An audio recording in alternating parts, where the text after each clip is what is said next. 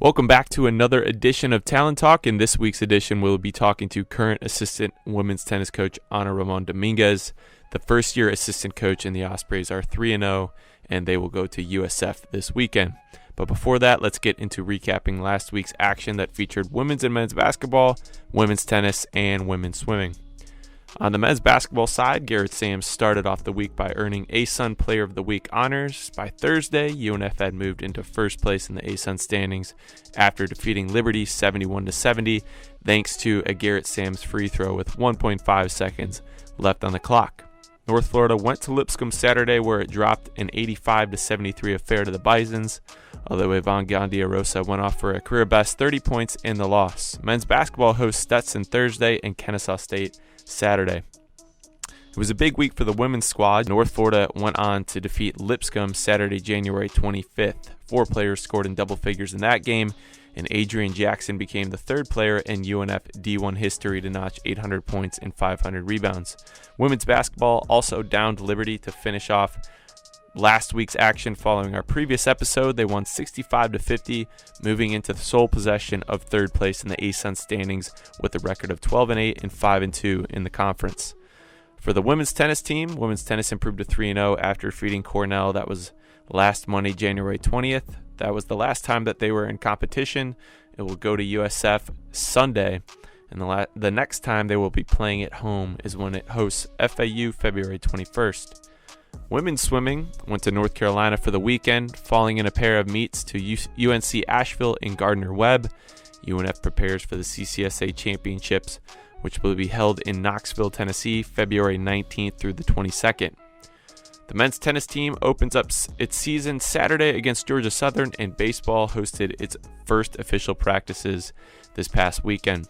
With that, let's get into today's interview with assistant women's tennis coach Roman Dominguez. We have a new member in her first year here at UNF, but she's played against UNF before, and then she's going to play against her previous school. It's Roman Dominguez, assistant women's tennis coach.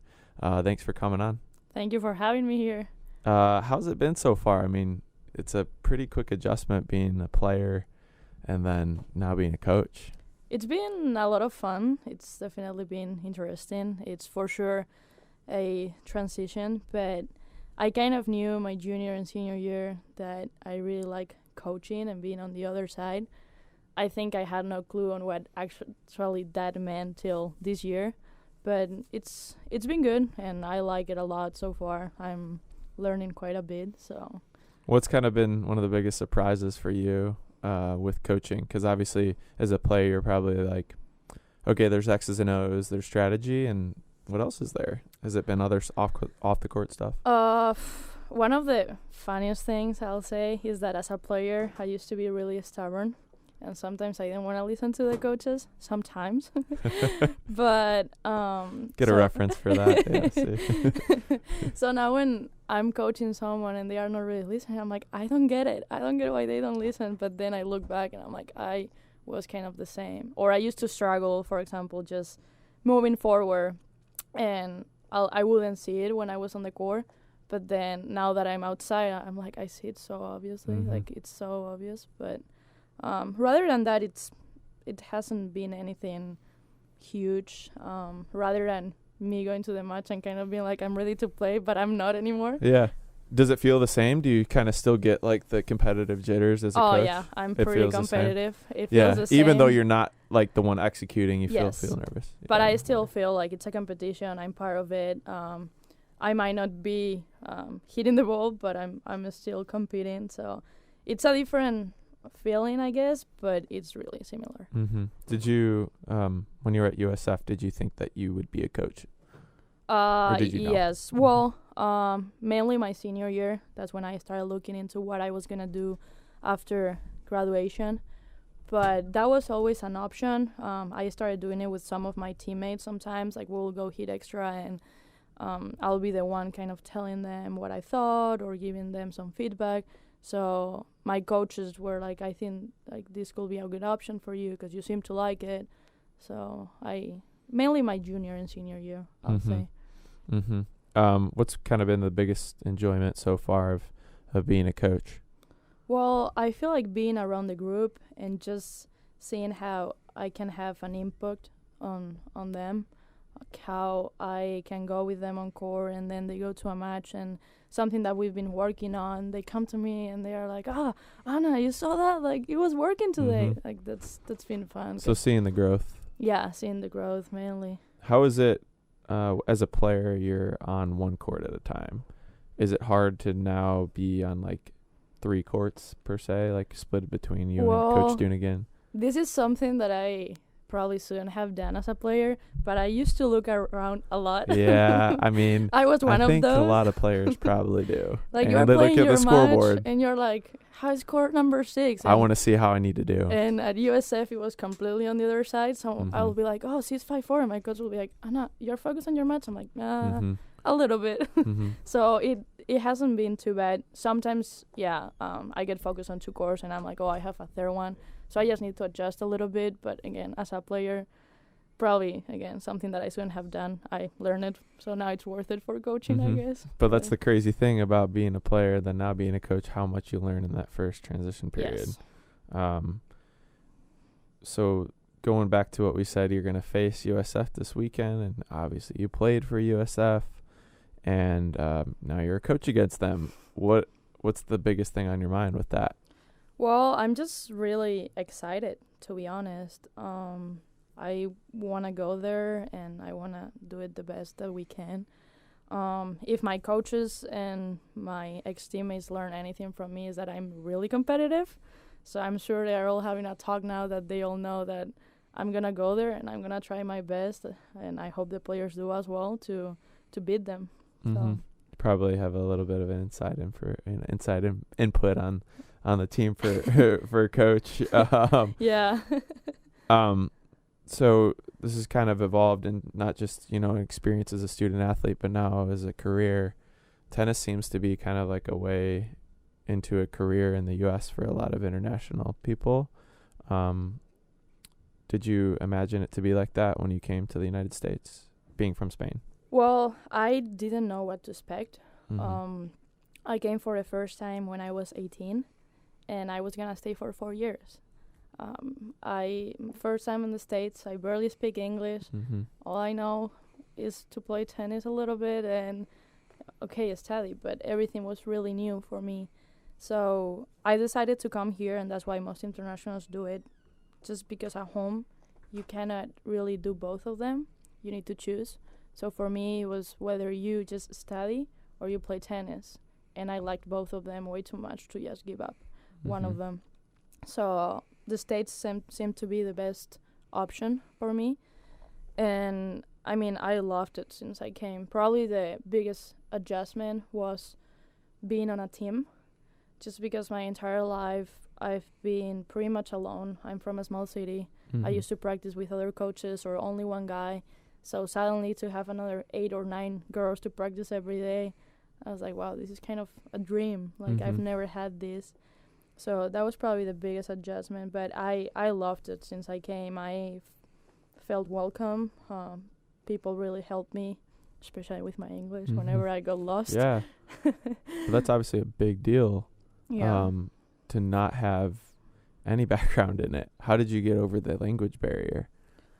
It wasn't too hard. I'm a pretty outgoing person. I think it would be for a lot of people. Yeah. So I will try to talk even if people didn't understand me that much. And my teammates were really helpful. I had a couple teammates that spoke Spanish, so they will translate whenever I didn't understand what they were saying. But in a month or 2, I really got most of it, and I started being better. And I remember the really difference was when I came back in Christmas, and I was like, wow, I actually understand most of it now, and I'm able to answer. Because before I will be like, okay, I don't know what to answer. Like, we're in a meeting with the team, I want to say something, but I really don't know how. So again, the advisors, like all the tutors, they helped me a lot.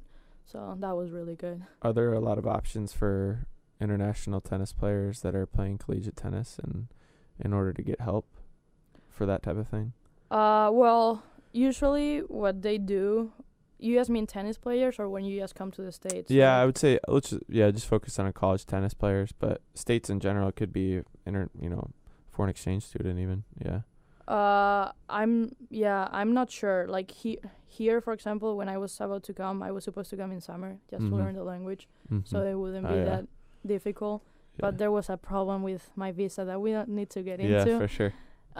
So I couldn't. I actually ended up losing my flight and coming in August, so that made it really difficult. But yeah, no, I don't know. So going back to your experience in Spain, you're from Burgos, Spain. Is that correct?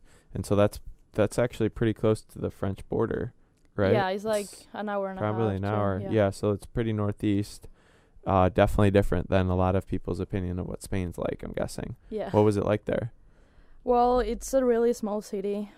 It snows during Christmas. People probably are thinking Barcelona. And yeah, they the whenever I say, "Oh, you're like from Spain, you're from Barcelona or Madrid," because there's no more cities. Yeah, nothing else exists, right? Yeah. But yeah, it's a really tiny city. Kind of old people, probably not really like a college vibe or anything like that. But I mean, I loved it. I grew up there. You can go walking everywhere. It's really tiny, really small, really cool. So that's why I ended up coming to Florida as well. It's a big draw to be in the warmth here. Yeah, because I didn't want to keep practicing on indoors. I really wanted to be outside and practice outdoors. So I remember when I was trying to decide where to go, I kind of cut the map and I was like, okay, I kind of want to go south and warmer than going, New York and having the snow most of the year. So yeah, it's a big draw for a lot of people. Yeah. How was it training? Did you play most of your tennis indoor then? Yes. In that part of Spain. Well, tournaments I played. Traveled. Yeah. Where did you travel? Well, I travel a lot around Spain, Portugal, Morocco, Tunisia, France, Czech Republic, Italy, Poland, just all around Europe. I also came to Paraguay and Mexico. But yeah, it was pretty much whatever the tournament had, whether it was clay or not, which most of the people think that's because I'm a Spaniard, I still be good in clay. Yeah, Nadal. That's a myth. David Ferrer. Don't tell anyone, but that's a myth. So he's just a special case. Yeah. There. Well. Did you play? What surfaces do you play on mostly? Were you playing on hard court then? Both of them, hardcore and clay. Did you play grass at ever? Carpet. Carpet couple times, and I got injured both of them. So I decided not to. Like burns, like burns on the carpet, or just joint issues. Burns and like my knee, just because I don't really know how to run in carpet, so then my foot will get stuck. It's a very rare. There aren't many tournaments, obviously. No, and I didn't like it at all, so I decided not to come back. What is the coaching like there? What do they emphasize for playing tennis style play? I feel like when you tell someone you're playing a Spaniard, they always have this idea of like tough, grinder, runs. Yeah, I mean, that's what they see on TV with Spanish players. And I feel like that's how the Spanish coaching style is. I mean, for me, they wouldn't spend that much time on the technique, but instead of like, you have to run to every ball. And that's probably not hitting baseline, and that's probably what I did the best in college too, So I feel like that's the biggest adjustment. Or I remember bowling. I didn't know how to volley when I came to the States. Yeah, or doubles, just because I didn't have anyone, so I wouldn't go to tournaments with anyone on doubles. Sometimes he will be like, oh, you want to be my partner for doubles for this tournament? Someone that I didn't even know. So when other people actually practice doubles. So when I came here my freshman year, guess what? Surprise, I didn't play any doubles because I wasn't good at them. Yeah, so you were basically, just on your own most of the time with singles, were you trying to make it professionally at that point? What was the goal? Yeah, I mean, I was really focused on it. I did homeschool my last 2 years of school, high school, mainly because that gave me the flexibility to travel and all of that. I wanted to go pro. Even up to my senior year, my coach was like, I think you should try, but I don't know. I really like the idea of going coaching and doing my master's and all of that, so it was a hard decision for sure, but I don't regret it, and I'm enjoying it a lot. Did you play against anybody in Europe that you eventually played against in the United States? Yes, during lot college. Of people really? actually. What were some of the schools that happened? It's all over, to be honest. Like, I play so many European tournaments that pretty much every school that we went to, there will be someone that I already played against. I remember this girl that I met in Tunisia in one of the tournaments, and then she came to USF, and we kind of we stopped, we looked at each other, and I was like, oh my gosh, I met you when we were 14. So did she speak Arabic or French? No, that girl was, I don't remember where she, like, that was a tournament. Okay. There, oh, so she was just from there. some, I don't remember where she's from. I see. And I don't know how we spoke back then, to be honest. I probably tried to speak some English, but I don't know how that went. Yeah. So that was probably the first real conversation that we had. That was the first USF one ever. 5 years later. So talking about other adjustments, obviously your game probably changed and how your coach changed a little bit. What was another one? Food or anything in particular? I mean, food is a big one. Yeah. We eat pretty good in Spain. Yeah. I miss the food a lot. Sometimes my parents like to joke around that I miss the food more than I miss them, which is not really true, but it's a big factor. It's a real thing. I mean, you're not alone in that. Yeah. Yeah, no. And also like the culture. I like it here a lot, but sometimes just seeing people on the street kind of walking around. Here's the concept of like you get the car to go. You don't walk anywhere. You don't really bike anywhere. So sometimes I just like walking around. Yeah. And Yeah, it's a totally different concept of travel and transportation and living and how you live and homes and everything. Was it obviously you said older city, like age, but was it like a pretty classic city, like architecture? Yes, pretty classic. It's a really traditional city as well. I mean, we have the cathedral, which is, I don't even know from what year it is, but like it's really, really old. Yeah.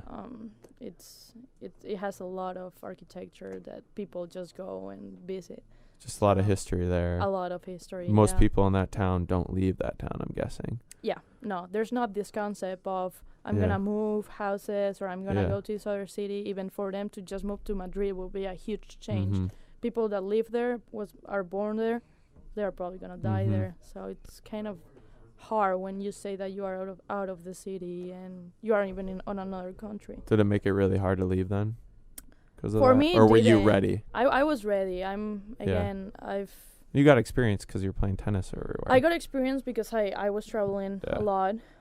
Probably for my family was harder, I'll say, because I'm also the youngest in my family and my entire family. So for them to have their baby live in the country. Because it's no example of how to do it. Yeah, no. It was a bit hard. And they were like, you're going to another country with another language by yourself. If we want to go see you, we have to take a plane and wait another 14 hours. Spend money and do that. Yeah. We don't want to get into the money plane thing, but it's okay. But no, it's a big thing, and you only get to see them twice a year. But, I mean, they see me happy. They know that I'm doing what I like, so they've always supported me. So did they follow your career at USF a lot? Yes. Yeah. Yes. My parents came to watch me twice, and my mom, she doesn't know English, but she knows how to get on the websites, and whenever we're playing at a school that has all the cameras, so we'll be able if they to got look for the play sites up, I'm gonna watch the courts. Yes, and she'll be like, oh, I was watching that this school was playing against blah blah, and you're playing in 2 weeks, and I already watched that girl. Like, wow. She's got a scouting report. No, she's like another assistant coach. That's like, awesome. She knows it all. So no, they follow me a lot, and cool. Do they play tennis? No. Well, my dad does, but now, like, he started 20 years ago. He didn't play tennis growing up. It was my brother, the one that I started, but he didn't like competing. So and I was kind of like the first one in the family. Yeah. Do you have a favorite tennis player professionally? Not really. Yeah. I like watching. Okay. I like watching a lot, but there's no one that I fully love. Probably one of my favorites will be Ferrer. The grinder. Yes, exactly. Yeah. Yeah. No, he's been successful, top 10 for many years. Yeah, but just because like he's a good example of you don't need to be super talented, and don't get me wrong, he is, but you don't need to hit unbelievable shots to be on the top. His serve's not Milos Raonic. It's not at all. But his head, his mind, you know, like that's what I admire about him. But yeah, no, I just like watching in general. But Nadal got all the love, I'm sure, in your hometown. Well, that's the thing. Like, he gets way too much love sometimes. I'm like, so it's let's give some love to Ferrer, to other players. It's like not that special. It's like, you love him, I love him. What's the big deal? It's like, let's choose somebody else. No, he's unbelievable. Yeah, of course. So you really had a breakout year your senior year, but, you know, you went through some things leading up to it.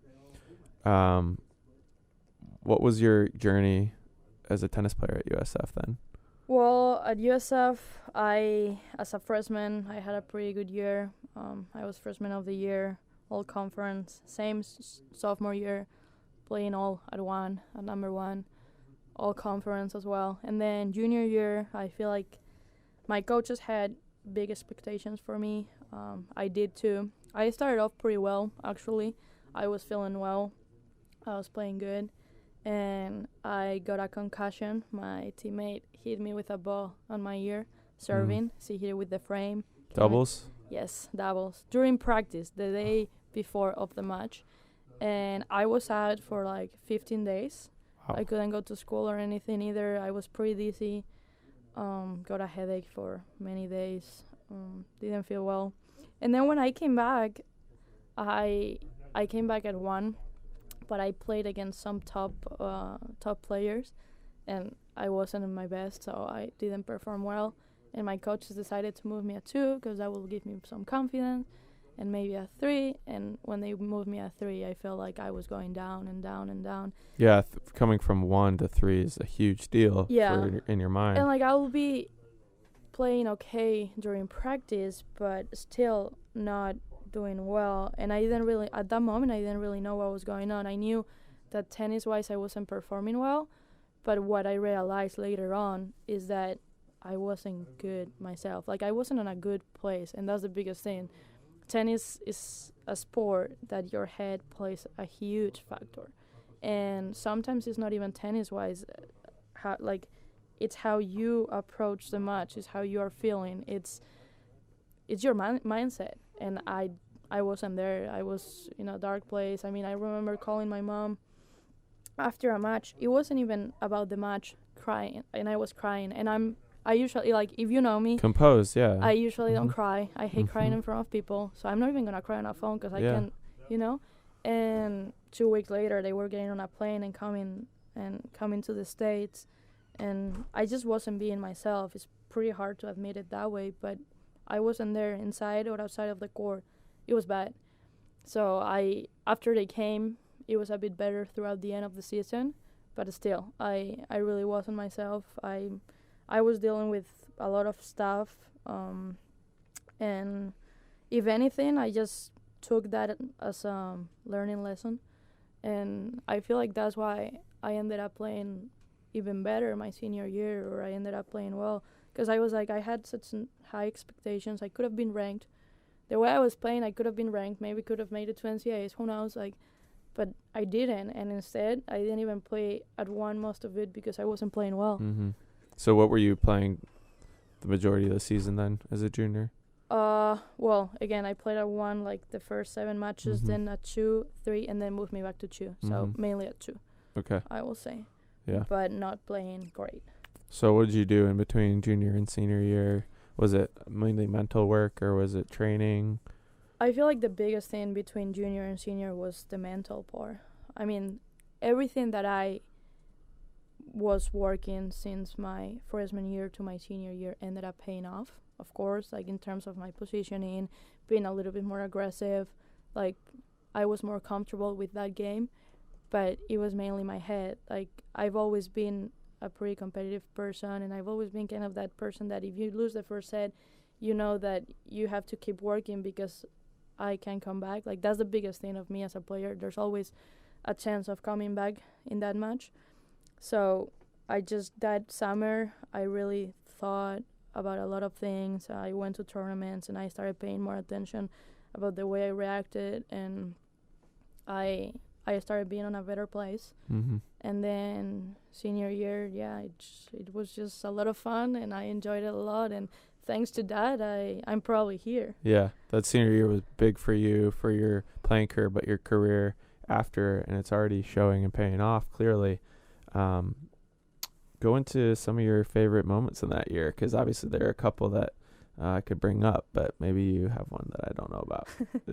Well, I was really focused since the beginning, and as I was mentioning to you earlier, I won the first 5 matches, and I remember my coaches being, "Oh, you are even to last year," and I was like, "Whoa, we are starting! Come on, man. Please don't bring this up. You're my coach. I'm just warming up." Right. And I don't know if I had 7 or 8 matches in a row that beginning of the year.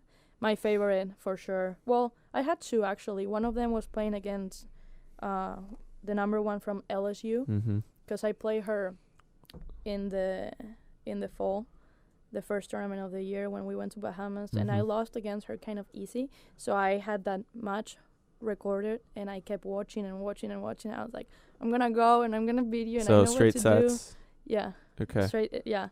And then I went to that match, and I told my coach, I was like, I got it. I know what to do.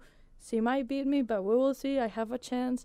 And we went to the third set, and I ended up beating her. So that's when I was like, I'm here. This is I'm being myself this year. It's gonna be my year. I know it's feeling good.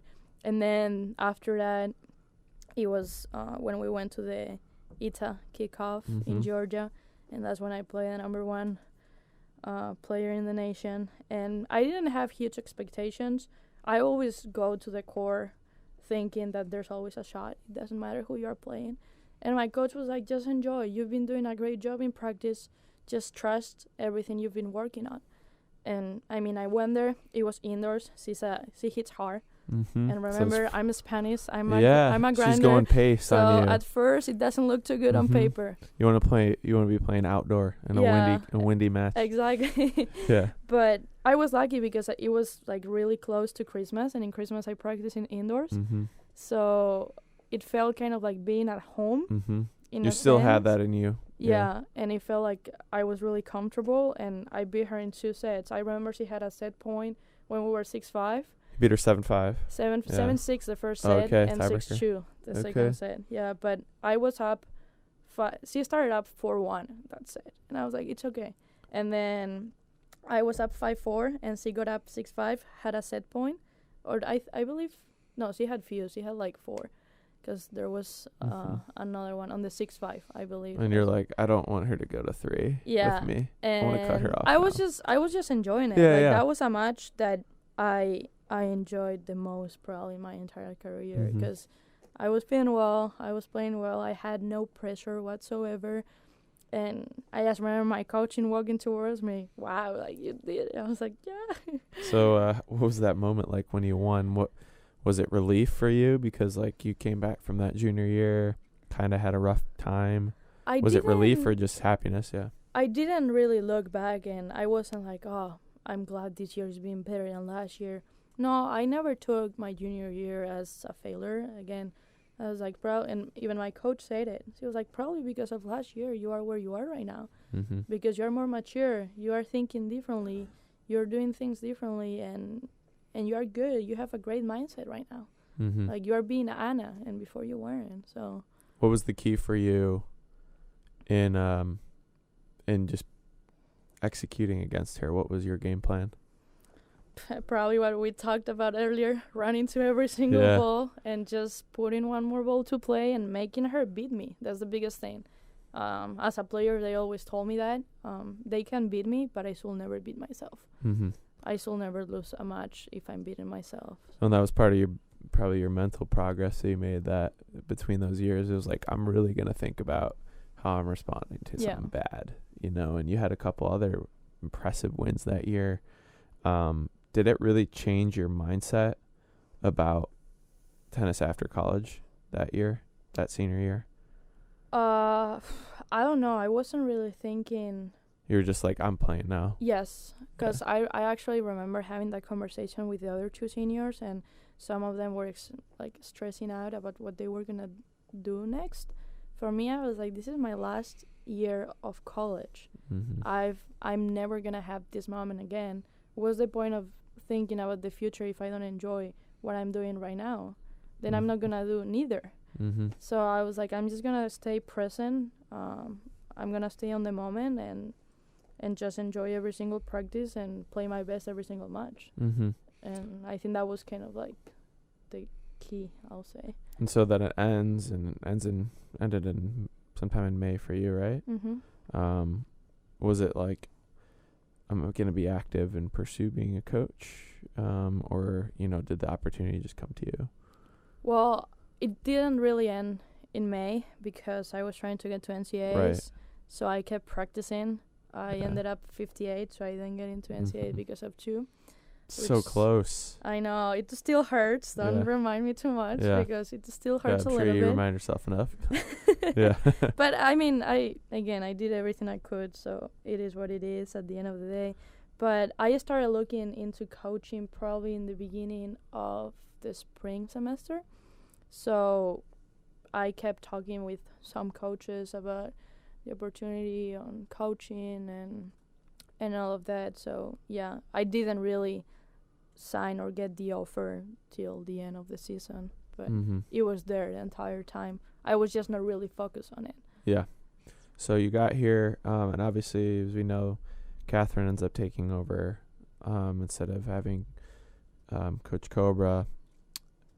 What were some of the conversations that you had with Catherine, like right off the bat? Because obviously, you're already in this position, and now you have a new head coach. What did you guys talk about strategy-wise, or just get to know each other? Well, I feel like in the beginning it was mainly get to know each other. Yeah. I mean, I feel like it's always hard when you get to a new team, but especially if both of you are new. None of us knew the team. We don't know Jacksonville. Yeah. We don't know anything. It's all new. I mean, it kind of helps in some way probably, though. Yeah. It does because we are on the same page. But that was the main thing, kind of get to know each other and talk a lot. And she started explaining to me what her values are, what she expects from me, how she wants to coach the team. And that was pretty much the beginning, yeah. What was the fall like for you guys? It was good. We were pretty successful in some of the tournaments. It was probably the same thing with the girls, just get to know them, build that relationship.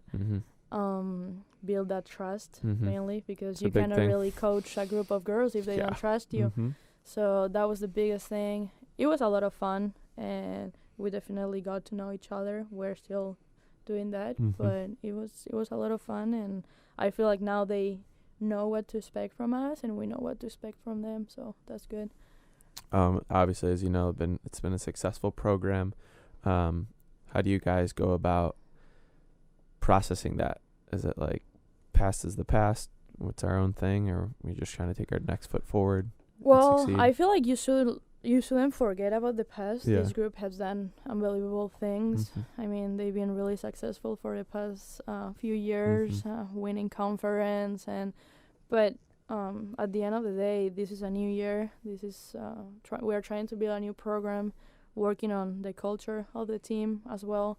So I'll say that that's the biggest thing we're doing right now, really spending time with the team and trying to set the standard, trying to build that culture. And I mean, we're not scared and going and what happened if this is the first year that we don't know, like that's far away. Let's take it one at a time. It's 3 months away as it is right now too. I mean, the season is long, there's a lot of opportunities. It's not everything, like it shouldn't just be based on that. There's a lot of things that go into play. So let's just take the time and let's keep working every single day, and whatever happens. What do you feel about the team so far? You've only had 3 opportunities to see them in competition, but what do you feel about them right now? I feel like they are ready. I feel like they really know the way they should play. That's something that we discussed a lot at the end of last semester. We work on them knowing their identity as a player. So now when you go to the court and you ask them, they're like, if it's my case, I'm a grinder. I know what to do. Like, I should be loyal to my game. So it's really interesting to see that growth on them and kind of owning their styles, the different styles. And, I mean, I feel like they are working a lot on the mental part as well. So I think it's going to be a good season, and I'm excited to see it and enjoy it with them. Do you still want to play?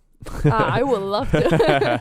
Sometimes I'm like, please, someone take the racket away from me because I'm about to jump. Yeah. Especially on those deuce points. I'm like, I got it. Yeah, it's like, all right, let me just finish this real quick. Yes. And I'm sure you're going to want to play this weekend, though, for sure. Well, yes. Thanks so much, Anna, for coming on. I appreciate it. Thank you for having me. And excited to have you here, and good luck as the season goes on. Thank you so much.